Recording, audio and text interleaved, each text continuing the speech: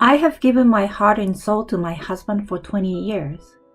One day, when I return home, I find signed divorce papers.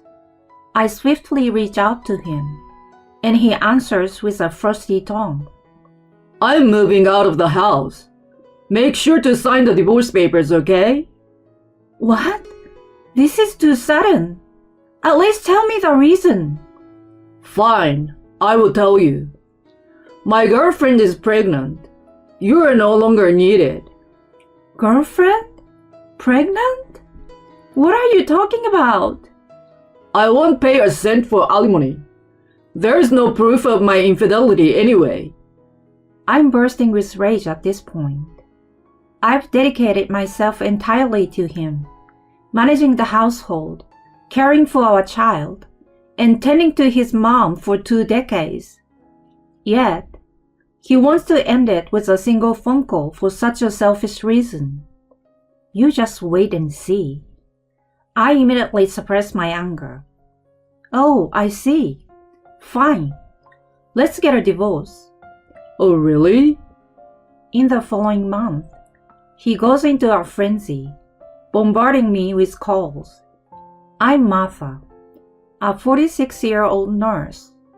I've taken pride in working since I was younger. My husband's name is Tony. He's 2 years older than me and works in a telecom company. We met through our mutual friend. His dependable and manly attitude grabbed my heart back then. We started going out, and eventually, he popped the question. I was thrilled to be engaged to him. His father had passed away during his university, so his mother lived alone. I heard that she was from an affluent family, and she carried an air of sophistication. Oh, what a lovely girl! I'm so glad to have you as my family. She gave me a gentle smile. I was happy to have such a charming mother-in-law. After we got married and moved in together, I discovered that he had no intention of sharing household chores. He left his laundry lying around, didn't take out the trash, and never bothered to clean up after eating. Since we were both working, I asked him several times to help out, but all he ever said was, Housework is a wife's responsibility. Don't try to make me do it. Back then, society was a little more conservative compared to today, and there was still a belief that housework was a wife's duty, and men should be put on a pedestal. So I obediently followed this idea. Not long after we got married, I became pregnant. While Tony was happy about it, he still didn't lift a finger to help me at home. If I couldn't do it due to morning sickness, he would even become visibly upset. Geez, are we having takeout again today? Sorry, but I'm feeling sick again. I've been in bed all day. Such a lazy wife. He could have made something by himself. I wished he would show some consideration for me. Despite my thoughts, I apologized. I believed that taking care of my husband's needs was a wife's duty, and I did my best to be attentive to him. Even after our daughter Sarah was born, he remained the same. He played with her only when she was in a good mood, and avoided diaper changes or making formula. No matter how many times I told him we would share parenting, he just didn't get it. I was running around taking care of Sarah and housework from morning to night, while he only focused on his job. Even after I returned to work, nothing changed. He remained indifferent to childcare and spent his time as he pleased. During those times, Cassidy occasionally helped out. She really adored Sarah without making any complaints to me. I was saved by her presence. As the years went by, we somehow reached our 20th wedding anniversary. Sarah was 18 years old and living in a university dorm. I was thinking that I would have more time for myself even though I was still juggling work and the chores daily. However, I received a call saying that Cassidy had fallen down at home and broken a bone. When Tony and I went to the hospital, she looked devastated. Well, I'm getting old. I could leave the hospital soon, but I would need care for my daily life. Don't worry about it. Martha is going to help you. To my surprise, Tony told her as if it was no big deal. I had a full-time job. I thought I finally could start thinking about my own life. Sensing my inner turmoil, Cassidy spoke up. But she works full-time and is already busy. I can't burden her. Tony looked at me and asked if I could manage with a hint of pressure. I couldn't say no, so I had to say, leave it to me. That was how I ended up juggling all the household chores, working, and taking care of my mother-in-law. Tony left the caregiving entirely to me and didn't even ask about her condition. I couldn't help but think he was cold-hearted. But for Cassidy's sake, I continued to do my best every day. Around that time, he began working late and spending a lot of time away from home. Despite claiming overtime, he often came home late at night drunk. I ended up eating dinner alone more frequently, feeling lonely. 3 months after I started caring for Cassidy, our 20th wedding anniversary approached. I had arranged for us to go out for dinner to celebrate. In the midst of the daily grind of work, housework, and caregiving, it was the one thing I looked forward to. Honey, don't forget, we have a dinner reservation for our wedding anniversary tonight. Let's meet in front of the restaurant, okay? I reminded Tony, handing a briefcase to him as he was leaving for work. I know. See you later. I watched him walk out of the door, and then I headed to work as well. After finishing my shift, I waited in front of the restaurant at the agreed-upon time of 6 p.m., but he didn't show up. I got anxious and tried calling him multiple times, but he didn't answer. Finally, on the 8th call, he picked up. It sounded pretty noisy where he was. Why are you calling me over and over? It's our anniversary dinner, remember? It's almost time. He made a dismissive snigger and responded. Never mind the anniversary. Seriously, it's pointless celebrating that now. What the? Only you care about that stuff. Go ahead and celebrate on your own. Just so you know, I'm not coming home tonight. Wait, hold on. He hung up without listening to my pleas. In the end, I couldn't bring myself to eat alone, so I canceled the reservation and left the restaurant disappointed. I told Sarah what happened when she called. She got angry on my behalf and called him a jerk, which made me feel a bit better. Afterward, I went to check on Cassidy. She noticed the air of gloom surrounding me and asked what happened. I ended up telling her about how Tony had canceled our anniversary dinner. Her face became quite serious, and I immediately regretted telling her. As I grew anxious, she spoke in a solemn tone. Listen, Martha, I must tell you something. And then, she stunned me with her unexpected revelation. 3 months had passed since then. When I returned home from stopping by Cassidy's after work, my house was pitch dark. As soon as I turned on the lights, I saw something on the table that left me speechless. They were divorce papers left by Tony.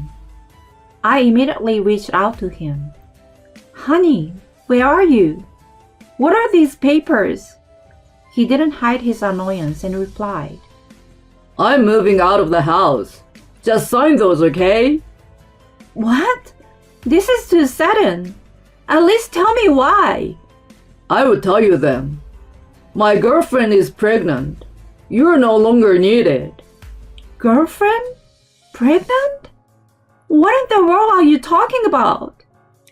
I won't pay a cent of alimony. There is no proof of my infidelity anyway. I was burning with rage at that moment. I dedicated myself entirely to him, managing the household, caring for our child, and tending to his mom for 2 decades. Yet, he wanted to end it with a single phone call for such a selfish reason. I thought, you just wait and see. I immediately suppressed my anger. Oh, I see. Fine. Let's get a divorce. Oh, really? He sounded surprised by my reaction. Maybe he thought I would get angrier or beg. I calmly asked him, So, what are your plans for your mother's caregiving if we divorce? Caregiving? I'm sure I will figure out something. If you're so concerned about it, go ahead and you can continue. Anyway, I gotta go now. It feels so good to know that I don't have to see your face anymore.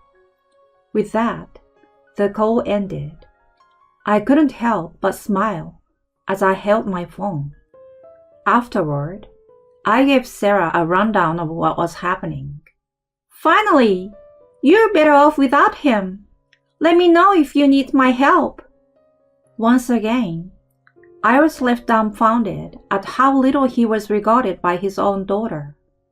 About a month later, I received a call during my lunch break. It was from Tony, so I ignored it, but the phone didn't stop ringing. He was bombarding me with incessant calls. It was becoming quite annoying, so I reluctantly picked it up. Yeah? At last! What the heck do you think you're doing by sending me that? Oh, you got it, huh?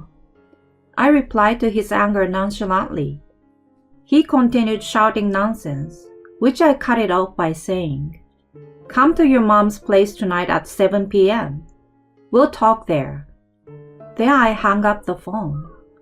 That night, I waited for him with Cassidy at her house until he arrived, looking all pissed off. God darn you! What do you think you're doing? What do you mean? I mean this. You're coming after me for alimony. He handed me the documents sent through a lawyer. I calmly told him, Well, we are getting a divorce because of your affair, so asking for alimony is only fair, right? Where's the proof of my affair then? Your girlfriend is with your child, right? You said so yourself. He fell silent. I wondered how reckless he could be without realizing it himself. But there should be no concrete proof of the affair. If I just play dumb, I won't need to pay alimony. I threw several photos at him while he stammered out excuses. They were of him walking arm in arm with a young woman and entering a hotel. What the heck? Were you having me followed? Obviously. Did you have fun meeting your girlfriend behind my back? I thought you had no idea. Then, Cassidy spoke up. I told her to look into your activities. I saw you walking with that woman when I was coming back from the hospital. What, you? That night, when our anniversary dinner was cancelled, she shamefully revealed about witnessing his affair. She urged me to act fast and even offered to cover the investigation fee if needed. With her assistance, I had the evidence collected. He brought up the divorce after that. So when he did, I already knew about his affair. I spoke matter-of-factly to Tony, who looked at me and Cassidy alternately. So we are getting a divorce. I will claim $30,000 for alimony and property division. Wait a minute. Please spare me from alimony. I have a new life waiting for me, you know. I'm going to have a child with her. The confidence and bravado from earlier disappeared, and he pleaded meekly. I looked down at him with a cold gaze. No, I will not spare you. If you refuse to pay, We'll go to court or whatever it takes." Hearing that, he suddenly became defiant. Fine. I will pay alimony or whatever. Anyway, I will inherit my mom's estate soon. Her family is rich, and I'm her only son. I'm going to get a substantial inheritance, you know. He sneered with a malicious expression. At that moment, Cassidy, looking exasperated, said, "You couldn't have cared less about me, and you betrayed Martha, who devoted herself to raising Sarah and caring for me. Do you really think you're getting an inheritance?" "I intend to give my assets to her and Sarah before I pass away. I've already changed the beneficiary for my life insurance to her. Don't expect to get anything from me." No way! He pleaded with her to reconsider over and over, but she was adamant. Frustrated, he glared at me. You manipulated my mom. Remember this. Then, I decided to drop another bomb on him. "Oh, by the way, should I tell you something interesting?" What? He looked bewildered, and I handed him a manila folder. As he looked at the contents, his face turned paler and paler. What the heck is this? As you can see, it's evidence of your girlfriend Jessica meeting her real boyfriend. The pictures inside showed her hanging out with a young, handsome guy, kissing and doing what happy young couples do. Jessica, who had been working at a bar, seems to be deeply involved with one of the regulars. Tony trembled as he looked at the photos. This can't be true. She's pregnant with my child. Despite that, she was drinking heavily at the bar and was puffing away on cigarettes too. What? Well, this is what I found during my investigation. But she hadn't been to the obstetrician either. I doubt she's even pregnant. But she was asking me for money for maternity checkups and baby clothes. I couldn't help but burst into laughter. Seriously, do you really think a woman this young and beautiful would marry a middle-aged average Joe like you? Haven't you figured it out yet? She was just using you for money. I'm ashamed of my son. Then, he started to tremble and attempted to make a call somewhere. But the announcement on the other end said, "The call cannot be completed as dialed." Why? What's going on? I laughed at his clueless face. "She has probably blocked you. Looks like you've been dumped." No, it can't be. He collapsed to his knees, devastated. Then he suddenly clung to me.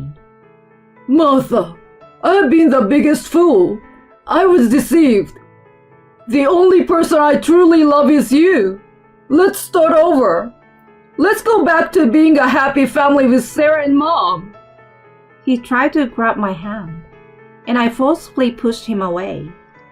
"Don't touch me. You left me like that after I spent 20 years dedicating to you. I will never forgive you. Pay up and get lost, you scumbag." Then I kicked him out of the house while he bawled his eyes out in such a shameful way. Later on, we finalized our divorce. I was able to claim alimony from him and received a substantial portion in the property division. Sarah and Cassidy blocked his calls and stopped talking to him as well. Due to his financial contribution to his girlfriend, he had almost depleted his savings. He had to borrow money to pay alimony. At work, he used to brag about marrying a younger woman and having a child. It now became a running joke after his colleagues found out that he was dumped, and her pregnancy turned out to be a lie. He has been referred to as a pathetic old man who was fooled by a younger girl and abandoned by his wife since then. He lost his family, savings, and accumulated debts, forcing him to live in a rundown apartment. He's taken an extra job, working night shifts at the construction site to repay his debt. Even with this knowledge, I feel no sympathy for him. Instead, I think he got what he deserved. On the other hand, I sold the house and now live comfortably in a new apartment. Soon, I plan to take Sarah and Cassidy on vacation, using the alimony we won. Cassidy's health is improving, and she has been expressing her gratitude to me. From now on, I will cherish what's left and move forward with a bright outlook on life.